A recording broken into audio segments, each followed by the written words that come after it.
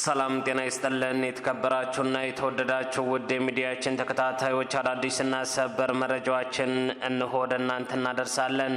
እናንተም እስከ ፕሮግራማችን ፍጻሜ ምርጫችሁን ከኛ ጋር ስለምታደርጉ ምስጋናችን በያላችሁበት ይድረስ እያልን ወደ መረጃዎቹ እናልፋለን።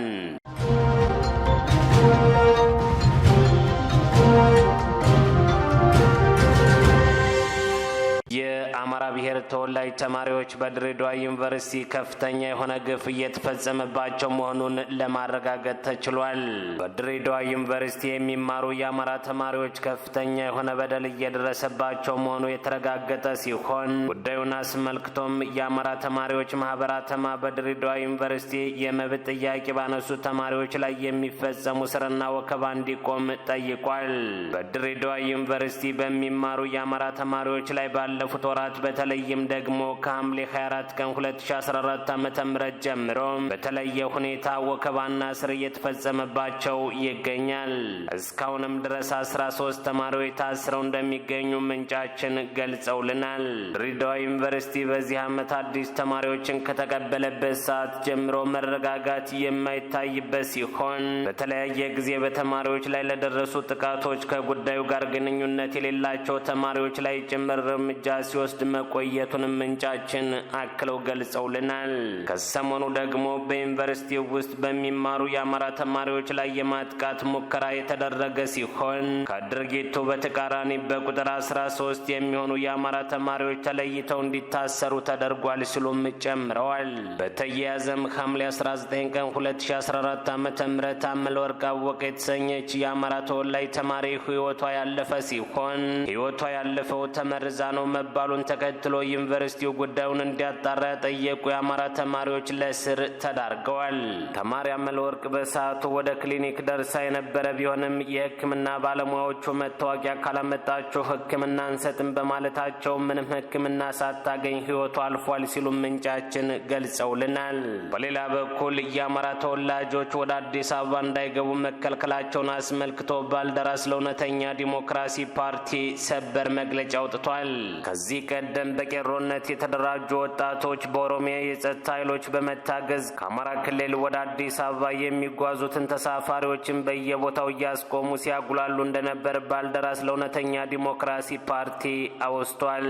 ከቅርብ ጊዜ ወዲህ ግን የኦሮሚያ ክልላዊ መንግስት ቋሚ ጸረ አማራ ፖሊሲ በሚመስል መልኩ ከአማራ ክልል ወደ አዲስ አበባ የሚጓጓዙ ተሳፋሪዎችን በተለይ ደብረ ብርሃንን ካለፉ በኋላ በኦሮሚያ ልዩ ኃይል አውቶቡሶች እንዲቆሙ እየተደረገ የአማራ ክልል መታወቂያ ያላቸው እንዲወርዱና እንዲመለሱ እየተገደዱ መሆኑ የአደባባይ ሀቅ ሆኖ ቀጥሏል።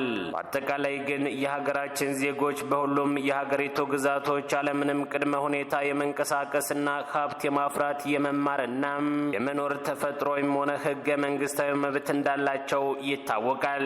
ነገር ግን እውነታው ይህ ሆኖ ሳለ በቅርቡ ከአማራ ክልል ወደ አዲስ አበባ የሚሄዱ አማራዎች ምንም ወንጀል ሳይፈጽሙ አማራ ስለሆኑ ብቻ በተረኛው የሆዲድ መራሹ ብልጽግና ስርዓት አስፈጻሚዎች ወደ አዲስ አበባ አትገቡም እየተባሉ ይገኛል። በዚህም ከፍተኛ የሆነ መጉላላትና እንግልት እንዲሁም በደል እየደረሰባቸው መሆኑ ተረጋግጧል። በመሆኑም ገዢው ብልጽግና ፓርቲ ይህንን የአፓርታይድ ድርጊቱን እንዲያቆም ዜጎች ሰብአዊ መብታቸው ተከብሮ ከቦታ ቦታ ተንቀሳቅሰው የመኖር መብታቸውን እንዲያስከብር እናሳስባለን ሲል ባልደራስ ለእውነተኛ ዲሞክራሲ ፓርቲ በመግለጫው አጽንኦት ሰጥቶበታል። ይህ በእንዲህ እንዳለ የባልደራስ ለእውነተኛ ዲሞክራሲ ፓርቲ ፕሬዚዳንት የሆነው አቶ እስክንድር ነጋ በኦሮሚያ በአማራዎች ላይ የሚደርሰውን ሰቆቃና በአዲስ አበባ ዜጎች ላይ የሚፈጸመውን እንግልት በትኩረት መከታተሉን አስመልክቶ አብይ አህመድን ጨምሮ ሁሉም የሆዲድ ከፍተኛ አመራሮች ከፌዴራል ፖሊስ ጋር በዝግ ከመከሩ በኋላ በእስክንድር ነጋ ላይ ያፈና ትዕዛዝ መስጠታቸውን የውስጥ አዋቂ ምንጮች ገልጸውልናል። በሌላ በኩል የአማራ ህዝባዊ እምቢተኝነት እየተቀጣጠለ መምጣቱን የተረዳው አብይ አህመድ በፓርቲው የተዋቀረው አፋይ ቡድንና ፌዴራል ፖሊስ ዘመነ ካሴ ላይ አዲስ ኦፕሬሽን እንዲያካሂዱ ትዕዛዝ መስጠቱም ታውቋል። በሌላ መረጃ ከ140 ሺህ በላይ የአማሮ ልዩ ወረዳ ነዋሪዎች ለከፍተኛ የረሃብ አደጋ መጋለጣቸው ተነግሯል።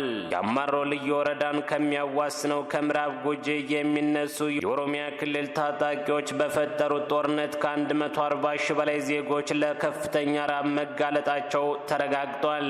የልዩ ወረዳው የከሌ ምርጫ ክልል የኢዜማ ጽሕፈት ቤት በወጣው መግለጫም በግጭቱ ምክንያት ከፍተኛ ቁጥር ያለው ሕዝብ አስቸኳይ የምግብ እርዳታ እንደሚያስፈልጋቸው አረጋግጫለሁ ብሏል። በአማሮ ልዩ ወረዳ በሚገኙ ከ20 በላይ ቀበሌዎች ውስጥ በተከሰተው ጦርነት ምክንያት የተፈናቀሉ 44202 ዜጎች እንዲሁም በድርቅ አደጋ ምክንያት ጉዳት የደረሰባቸው 96440 በአጠቃላይ 140642 ሕዝብ አደጋ ላይ መሆናቸው ተሰምቷል።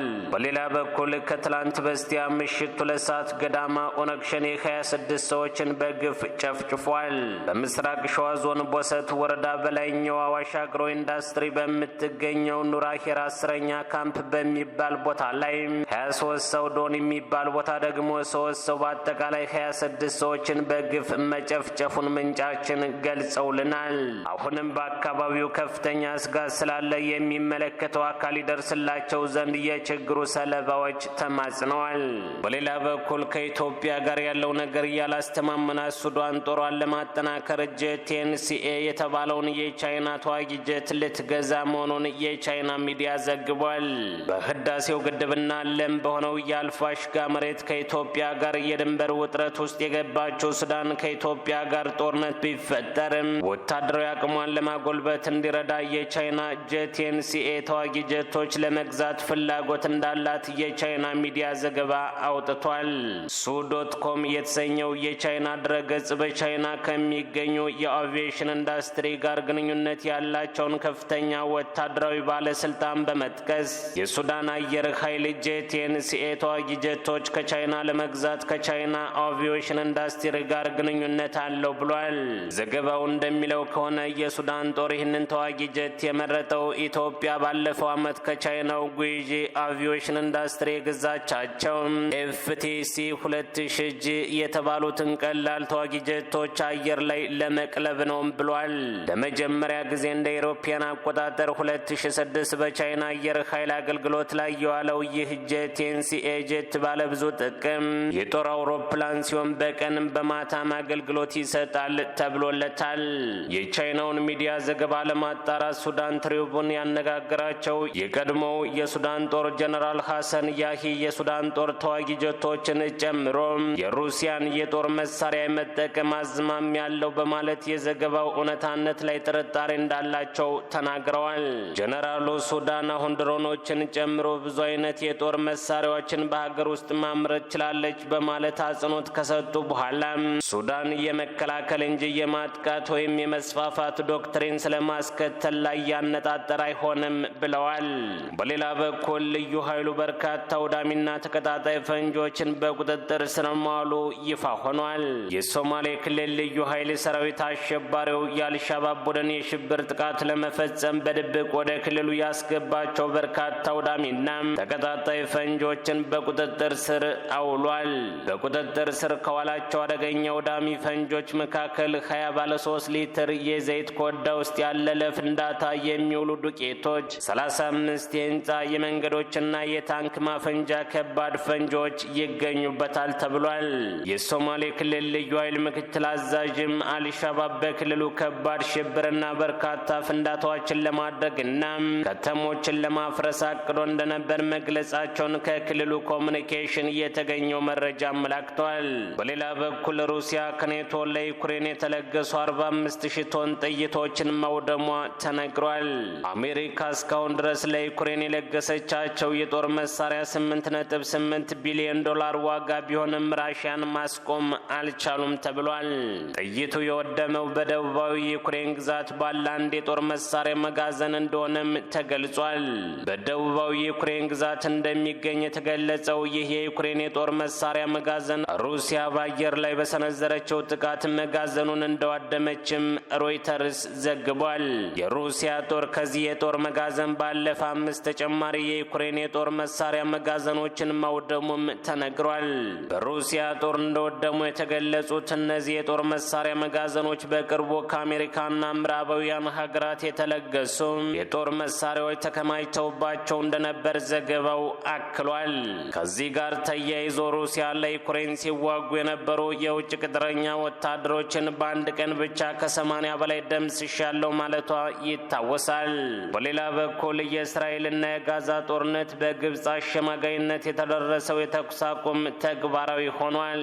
ለ3 ቀናት በዘለቀውና ቢያንስ 43 ሰዎች የሞቱበትን ግጭት ተከትሎ በእስራኤልና በፍልስጤም ታጣቂዎች መካከል የተኩስ አቁም ስምምነት ተግባራዊ ሆኗል። በግብጽ አሸማጋይነት የተደረሰው ስምምነት ከትላንት ጀምሮ ተግባራዊ መደረጉን የፍልስጤም እስላማዊ ጂሃድ ተናግሯል። የእስራኤል ጠቅላይ ሚኒስትር ጽሕፈት ቤትም የተኩስ አቁም መደረጉን አረጋግጧል።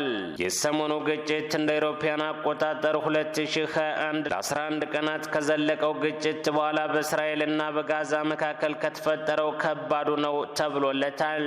ስምምነቱ ተግባራዊ ከመደረጉ በፊት ለተተኮሱ ሮኬቶች ምላሽ ነው በሚል የእስራኤል ወታደራዊ ኃይል በጋዛ የእስልምና ጂሃድ ኢላማዎችን እየመታ መሆኑን አረጋግጧል። የሀገሪቱ መገናኛ ብዙሃን ከስምምነቱ መተግበር በኋላ ከጋዛ የተወሰኑ ሮኬቶች መተኮሳቸውን ዘግበዋል። ከዚያ በኋላም የተኩስ አቁም ስምምነቱ ተግባራዊ የሆነ ይመስላል። በታጣቂ ቡድን ለተፈጠረው ስጋት የእስራኤል ጦር በጋዛ ሰርጥ በሚገኙ ቦታዎች ላይ ያጻፋ ምላሽ መስጠት መጀመሩንም ገልጾ ነበረ። ይህም እስራኤል በዌስት ባንክ ከፍተኛ የፒአይጂ አባል በቁጥጥር ስር ከዋለች በኋላ የተፈጠረውን ውጥረት ተከትሎ የተከሰተ ነበር ተብሎለታል። በመጨረሻም የቻይና ጦር በታይዋን አቅራቢያ አዲስ መጠነ ሰፊ ወታደራዊ ልምምድ ማካሄድ መቀጠሉን ይፋ አድርጓል። ቻይና ይህንን አዲስ ወታደራዊ ልምምድ ማካሄድ የጀመረችው ቀደም ሲል በቀጥታ ስታካሄድ የነበረውን የተኩስ ልምምድ እሁድ ዕለት ማጠናቀቋን ካሳወቀች በኋላ ነው ተብሏል። የቻይና ጦር የምስራቅ እዝ የጸረ ሰርጓጅ መርከብ ጥቃቶችንና የባህር ላይ ወረራዎችን ልምምድ እንደሚያካሄድም ገልጿል። ቀደም ብሎ ለ4 ቀናት ሲያካሄድ የነበረው ልምምድ የአሜሪካ የሕዝብ ተወካዮች ምክር ቤት አፈ ጉባኤ ናንሲ ፔሎሲ በታይዋን ያደረጉትን ጉብኝት ተከትሎ ከቤይጂንግ የተሰጠ ምላሽ ነበር ተብሏል። ታይዋን ቻይና ወታደራዊ ልምምዱን የምታካሄደው በደሴቲቱ ላይ ወረራ ለመፈጸም ነው ስትል መክሰሷም ይነገራል። ነገር ግን ቻይና እስካሁን በምታካሄደው ልምምዶች የቻይና ጦር አውሮፕላንና መርከቦች ከባህር ዳርቻ 22 ኪሎ ሜትር ርቀት ላይ ወደሚገኘውና በግዛቲቷ በሚገኘው የውሃ አካል እንዳልገቡ ታይዋን ሰኞ ዕለት መግለጿ ይታወሳል። አሜሪካ፣ አውስትራሊያና ጃፓን ቻይና እያካሄደች ያለችውን ወታደራዊ ልምምድ ዓላማው በዋናው መሬትና በደሴቷ መካከል ያለውንና 180 ኪሎ ሜትር ርቀት ስፋት የሚሸፍነውን የታይዋን ሰርጥ ሁኔታ መለወጥ ነው ሲሉ አውግዘውታል።